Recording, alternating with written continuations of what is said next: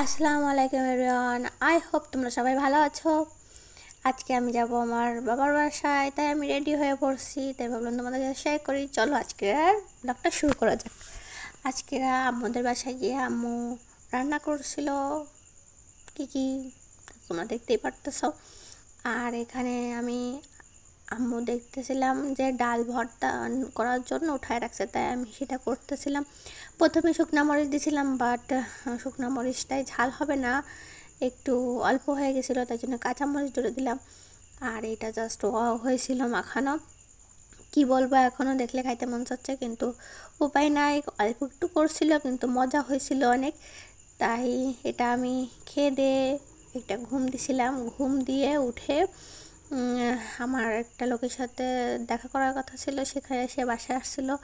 দেখা টাকা করার পর তারপর আমি রেডি হয়ে আবার বাসায় চলে আসছিলাম। আর আজকে আর কি, আজকে তেমন কোনো কিছুই করি নাই, এইটুকুই করছি। ঘুম থেকে উঠে দেখি সন্ধ্যা হয়ে গেছে, বাসায় চলে আসছি।